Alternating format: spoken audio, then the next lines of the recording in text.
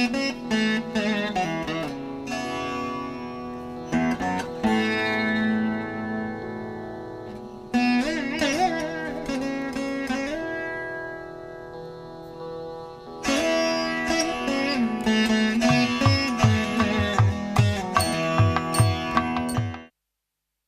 ಮಠದ ಹಿಂದಿನ ಗುರುಗಳಾದಂಥ ಶಿವಕುಮಾರ ಸ್ವಾಮಿಗಳನ್ನು ಮನದಲ್ಲಿ ಸ್ಮರಿಸುತ್ತಾ ಈ ಪರಂಪರೆಯನ್ನು ಪ್ರಾರಂಭಿಸಿದ ಶರಣ, ಕಲ್ಯಾಣದ ಒಬ್ಬ ಶರಣ ತತ್ವವನ್ನು ಸಾರಿದಂಥ ಮರುಳು ಸಿದ್ದಯ್ಯ ಮಹಾ ಶರಣನನ್ನು ಮನದಲ್ಲಿ ನಮಸ್ಕರಿಸಿ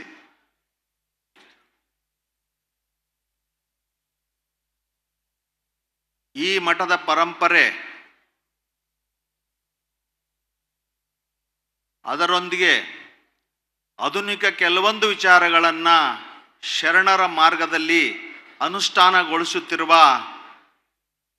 ಈಗಿನ ಗುರುಗಳಾದಂಥ ಪರಮ ಪೂಜ್ಯ ಶಿವಮೂರ್ತಿ ಸ್ವಾಮಿಗಳ ಪಾದಗಳಿಗೆ ನಮಸ್ಕರಿಸಿ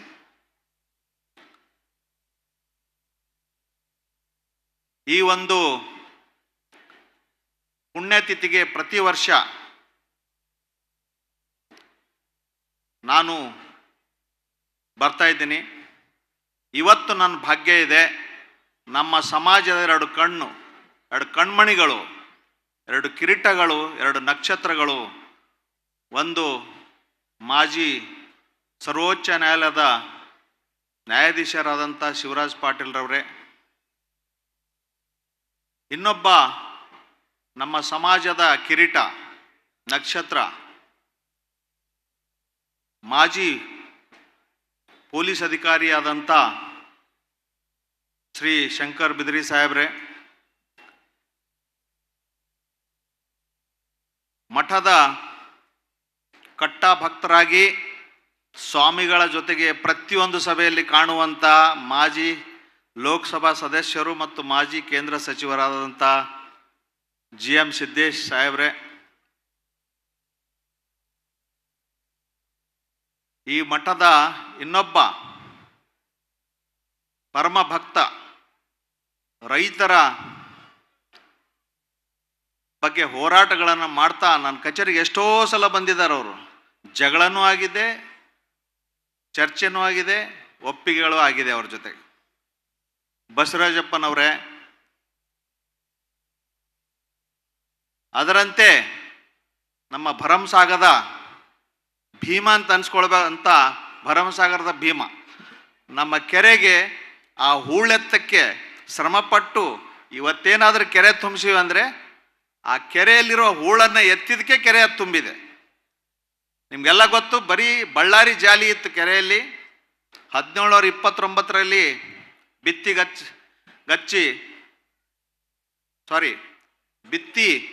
ಬಿಚ್ಚುಗತ್ತಿ ಓಪನ್ ಸೋರ್ಡ್ ಬಿಚ್ಚುಗತ್ತಿ ಭರಮಣ್ಣ ನಾಯಕನ ಕೆರೆ ಯಾವಾಗ ತುಂಬಿತ್ತೋ ಜನರಿಗೆ ಗೊತ್ತಿಲ್ಲ. ಆದರೆ ನಾನು ಮೊಟ್ಟ ಮೊದಲು ಬಂದಾಗ ಅದು ಒಂಥರ ಬಳ್ಳಾರಿ ಜಾಲಿಯ ಒಂದು ಫಾರೆಸ್ಟ್ ಆಗಿತ್ತು.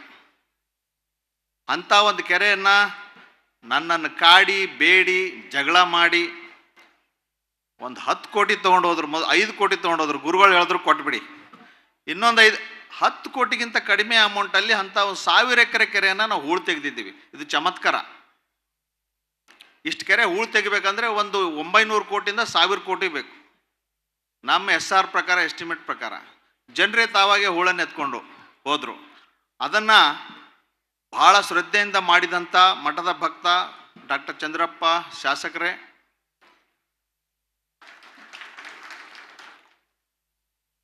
ಆಮೇಲೆ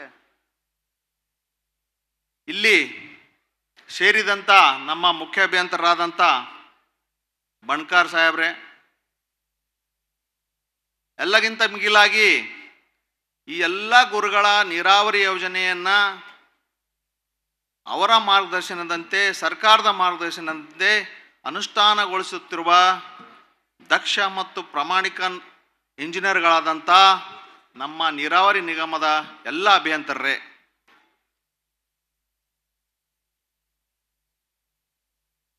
ನನಗೆ ಈ ಪುಣ್ಯತಿಥಿ ಬಂದರೆ ಭಾಳ ಹರ್ಷ. ಯಾಕಂದರೆ ಒಂದೊಂದು ಪುಣ್ಯತಿಥಿಗೂ ಒಂದು ಲಿಫ್ಟ್ ಇರಿಗೇಷನ್ ಸ್ಕೀಮ್ ನಾವು ಓಪನ್ ಮಾಡಬೇಕು, ಲೋಕಾರ್ಪಣೆ ಮಾಡಬೇಕು. ಅದು ಒಂದು ನಮ್ಮ ಸಂಕಲ್ಪ ಮಾಡ್ಕೊಂಡು ಬಿಡ್ಬೇಕಂತ ಮಾಡಿದ್ದೇನೆ. ಈಗ 2019ರಲ್ಲಿ 24ನೇ ಸೆಪ್ಟೆಂಬರ್ ನನಗೆ ಮರೆಯಲಾರದ ಒಂದು ತಾರೀಖದು. ನಾನು ಗುರುಗಳ ಬೆಂಗಳೂರು ಕಚೇರಿಗೆ, ಬೆಂಗಳೂರು ಮಠಕ್ಕೆ 8-9 ತಾರೀಕಿಗೆ ಹೋಗಿದ್ದೆ. ಒಂದು 15 ದಿವಸ, 15ರಿಂದ ಒಂದು 20 ದಿವಸ, 12 ದಿವಸ ಟೈಮ್ ಇತ್ತು ನಮಗೆ. ಮಲ್ಲಿಕಾರ್ಜುನ್, ಇದು ಹೆಂಗೆ ಮಾಡ್ತಾರೋ ಗೊತ್ತಿಲ್ಲ, ಭಾಳಷ್ಟು ಪೈಪ್ಲೈನ್ ಉಳ್ಕೊಂಡಿದೆ, ಇದನ್ನು ನೀವು ಮುಗಿಸ್ಬೇಕು. 24 ತಾರೀಕಿಗೆ ಪೂಜ್ಯ ಗುರುಗಳ ಪುಣ್ಯತಿಥಿ ಇದೆ, ಅವತ್ತು ಕೆರೆಗೆ ನೀರು ಬರಬೇಕು ಅಂತೇಳಿ. ಇದೊಂದು ದೊಡ್ಡ ಚಾಲೆಂಜ್ ಅದು. ಯಾಕಂದರೆ ಸರಳವಾಗಿರುವಂಥ, ಸಲೀಸಾಗಿರುವಂಥ ಎಲ್ಲ ಕಾಮಗಾರಿ ಮುಗಿದಿದೆ, ಕಬ್ಬಿನ ಕಡಲೆ ಉಳಿದಿದೆ. ಹೆಬ್ಬಾಳು, ಆನಗೋಡು, ಈ ಎಲ್ಲ ಮಾರ್ಗಗಳಿಂದ, ಆಮೇಲೆ ದಾವಣಗೆರೆಯಲ್ಲಿ ಈ ಕ್ಯಾನ್ಸರ್ ಹಾಸ್ಪಿಟಲ್ ಕಾಂಪೌಂಡ್ ವಾಲ್ ಹೊಡೆಯೋದು, ಎಲ್ಲ ಕಠಿಣ ಕೆಲಸಗಳು ಉಳಿದಿತ್ತು. ಆ ಒಂದು ಕಾರ್ಯವನ್ನು ಏನು ಹೇಳ್ತೀನಿ ಅಂದರೆ, ನಮ್ಮ ಪರಿಶ್ರಮ ಜೊತೆಗೆ ಆ ದೊಡ್ಡ ಗುರುಗಳ ಶಿವಕುಮಾರ ಸ್ವಾಮಿಗಳ ಒಂದು ಚಮತ್ಕಾರ, ಅವರ ಒಂದು ಆಶೀರ್ವಾದ ಇತ್ತಂತ ನಾನು ಹೇಳ್ತೀನಿ. ಇದು ಸಾಧ್ಯನೇ ಇದ್ದಿಲ್ಲ. ಎಲೆಕ್ಟ್ರಿಕಲ್ ಕನೆಕ್ಷನ್ ಕೊಡ್ಸೋಕ್ಕೆ ನಮ್ಮ ಇಂಜಿನಿಯರ್ಗಳಿಗೆ ಗೊತ್ತಿದೆ, 4ರಿಂದ 5 ತಿಂಗಳು ಒದ್ದಾಡ್ತಾರೆ.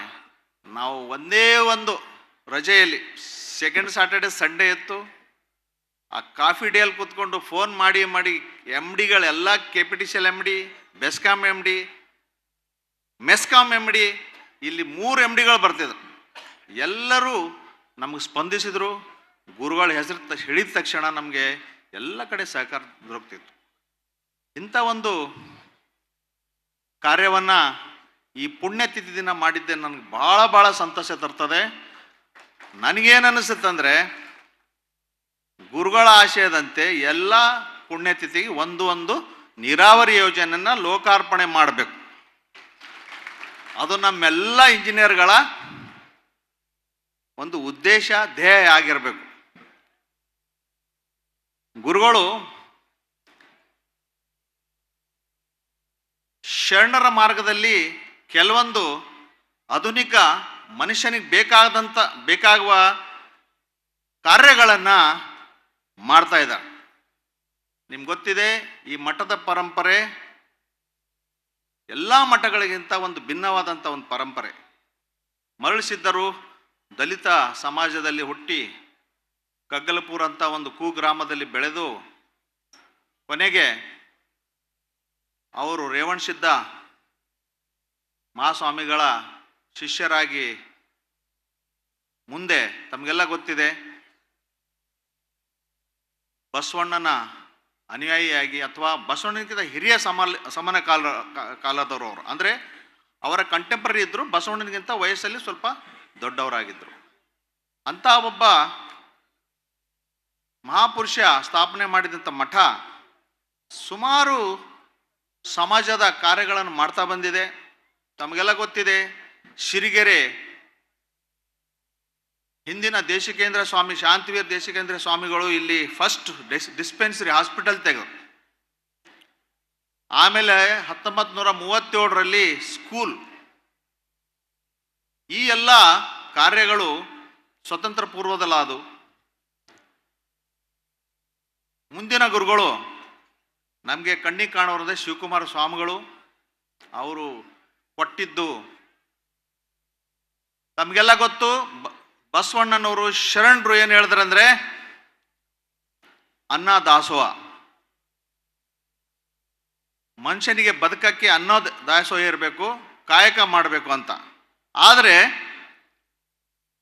ಈ ಮಠದ ಪರಂಪರೆಯಲ್ಲಿ ಅಕ್ಷರ ದಾಸೋಹ ಒಂದು ಎರಡನೇ ದಾಸೋಹಾಗೆ ಹೊರಹೊಮ್ಮಿತು. ಎಲ್ಲಗಿಂತ ದೊಡ್ಡದಾದ ದಾನ ಅನ್ನ ದಾಸೋಹ, ಆ ನಂತರ ಅಕ್ಷರ ದಾಸೋಹ.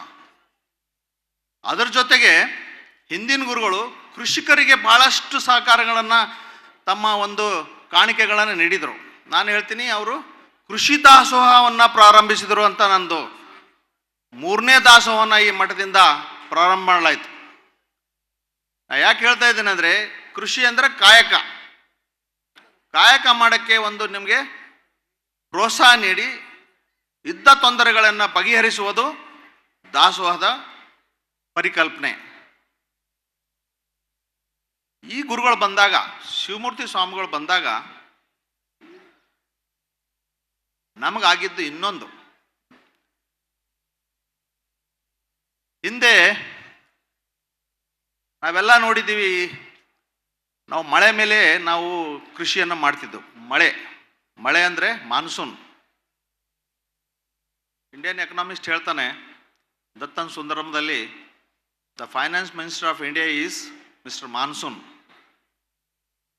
ಮಾನ್ಸೂನ್ ಕೈ ಕೊಟ್ಟರೆ finance of India gone.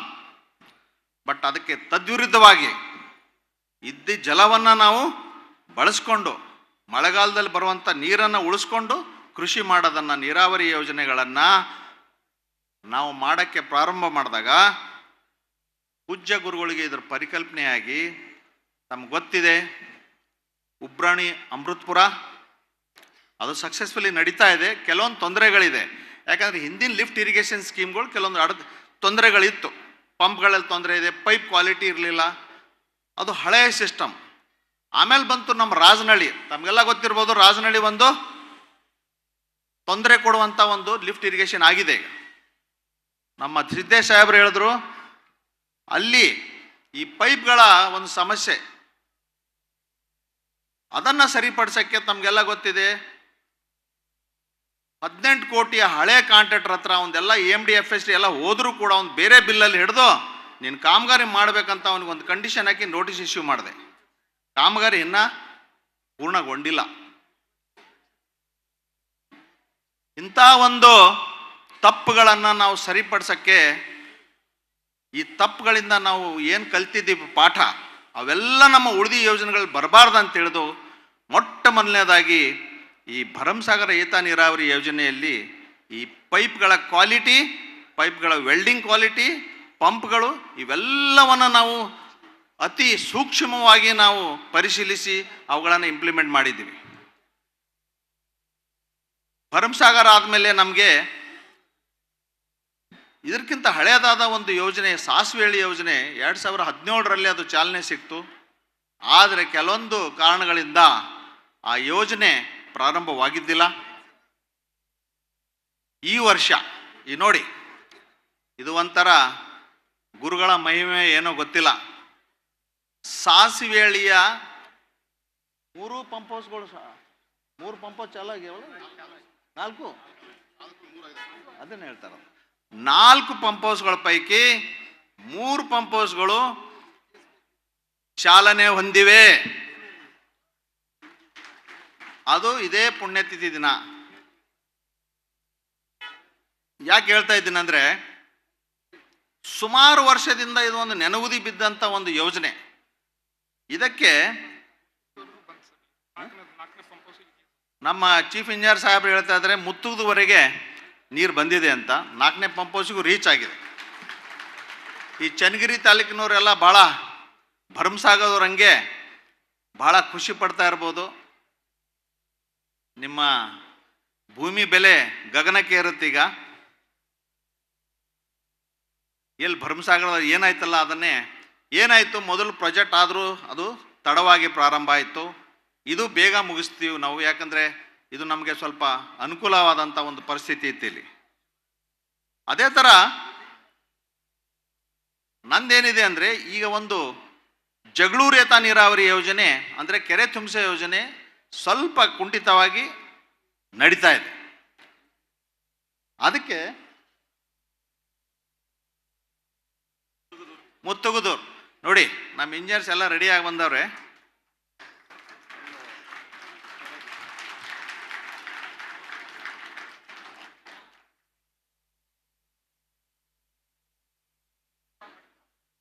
Sir, ಇದು ಒಂದೇ ಪಂಪ್ ಆನ್ ಮಾಡಿದ್ರೆ ಎಷ್ಟು ಬರ್ತದೆ? ಡಯಾಮೀಟರ್ ಸುಮಾರು 1.2 ಇದೆಯಾ? 1.1. 4 ಪಂಪ್ ಮಾಡಿದ್ರೆ ನಮಗೆ ಎಷ್ಟು ಕೆರೆಗಳಿಗೆ ನೀರು ಬೇಕು ಅಷ್ಟು ಪರಿಪೂರ್ಣವಾದಂಥ ನೀರು ಬರ್ತದೆ. ಈ ಒಂದು ಟೆಕ್ನಾಲಜಿ, ಲಿಫ್ಟ್ ಇರಿಗೇಷನ್ ಅನ್ನೋ ಟೆಕ್ನಾಲಜಿ ಕಳೆದ 10-15 ವರ್ಷದಲ್ಲಿ ಮಾತ್ರ ಒಂದು ಲಭ್ಯವಾದಂಥ ಟೆಕ್ನಾಲಜಿ. ಯಾಕಂದರೆ ಪವರ್ ಇರಲಿಲ್ಲ ಅವಾಗ. 120 KV ವರೆಗೆ ಈಗ ಪವರ್ ಇದೆ. ಅವಾಗ ಅಷ್ಟು ಪವರು ಇರಲಿಲ್ಲ, ಪಂಪ್ಗಳು ಇರಲಿಲ್ಲ, ಪೈಪ್ಗಳು ಸಿಗ್ತಾ ಇದ್ದಿಲ್ಲ. ಈಗ ತಮಗೆ ಎಲ್ಲರಿಗೆ ಮನವರಿಕೆ ಆದಂತೆ ಸಾಸಿವೆ ಎಳೆಯನ್ನು ನಾವು ಆಲ್ಮೋಸ್ಟ್ ಈ ವರ್ಷದಲ್ಲಿ ಮುಗಿಸ್ತೀವಿ ಅಂತ. ಗುರುಗಳ ಆಶೀರ್ವಾದದಂತೆ ನಮಗೆ ಜಗಳೂರು ಏತ ನೀರಾವರಿ ಯೋಜನೆ ಒಂದು ಅರ್ಧ ಉಳ್ಕೊಂಡಿದೆ. ನಾವು ತುಪ್ಪತಳಿ ಕೆರೆ ತುಂಬಿದ್ದೀವಿ. 1300 ಎಕರೆ ಇರುವಂಥ ತುಪ್ಪತಳಿ ಕೆರೆ ತುಂಬಾಗಿದೆ. ಆದರೆ ಮುಂದೇನಿದೆಯಲ್ಲ ಅಲ್ಲಿ ಸ್ವಲ್ಪ ಈ ಫೈನಾನ್ಸ್ ಅಡೆತಡೆಯಿಂದ ಗುತ್ತಿಗೆದಾರರು ಸ್ವಲ್ಪ ಮಂದಗತಿಯಿಂದ ಕೆಲಸ ಸಾಗ್ತಾ ಇದೆ. ನನ್ನ ಅನಿಸಿಕೆ ಪ್ರಕಾರ ಮುಂದಿನ ಗುರುಗಳ ಪುಣ್ಯ ತಿಥಿಗಿಂತ ಮೊದಲೇ ಅದು ಕೂಡ ನಾವು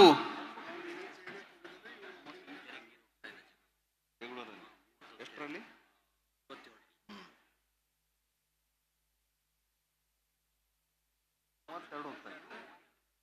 ನಮ್ಮ ಎಕ್ಸಿಕ್ಯೂಟಿವ್ ಸಾಹೇಬರು ಹೇಳ್ತಾ ಇದ್ದಾರೆ, ಜಗಳೂರಲ್ಲಿ ಕೂಡ 57 ಪೈಕಿ 32 ಕೆರೆಗೆ 33 ಕೆರೆಗಳಿಗೆ ನೀರು ಈಗಾಗಲೇ ತಲುಪ್ತಾ ಇದೆ. ನಾನೇನು ಅನ್ಕೋತೀನಿ ಅಂದರೆ, ಮುಂದಿನ ಪುಣ್ಯತಿಥಿಗೆ ನಾವು ಜಗಳೂರನ್ನ ಗುರುಗಳ ಪಾದಕ್ಕೆ ಸಮರ್ಪಣೆ ಮಾಡ್ತೀವಿ.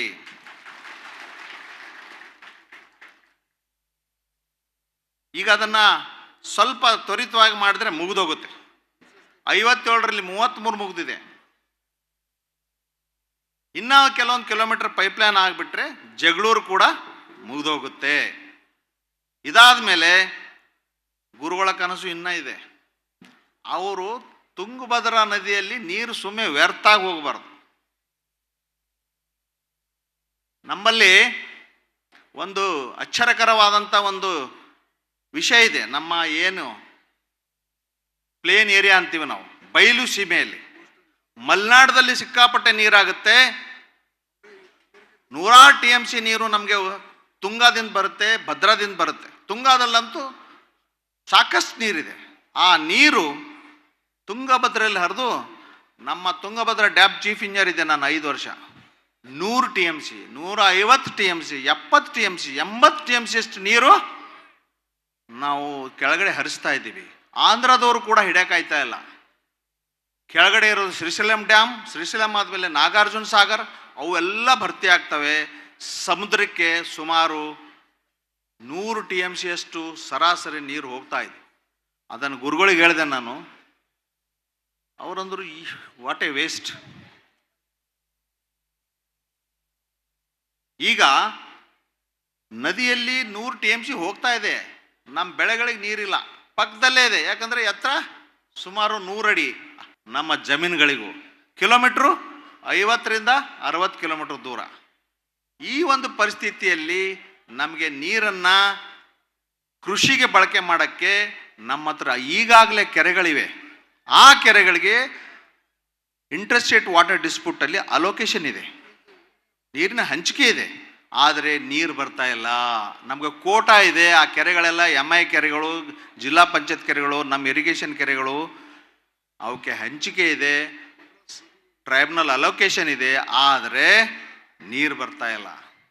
ಈ ಒಂದು ಕೊರತೆಯನ್ನು ನೀಗಿಸೋಕ್ಕೆ ಸೇಮ್ ಬೇಸಿನಲ್ಲಿ, ಸೇಮ್ ವ್ಯಾಲಿಯಲ್ಲಿ ನಾವು ಇದ್ದಿ ನೀರನ್ನು ಮತ್ತೆ ಕೆರೆಗೆ ಹಾಕೋಕ್ಕೆ ಯಾವುದೇ ಕಾನೂನಿನಲ್ಲಿ ನಮಗೆ ಅಡೆತಡೆ ಇಲ್ಲ.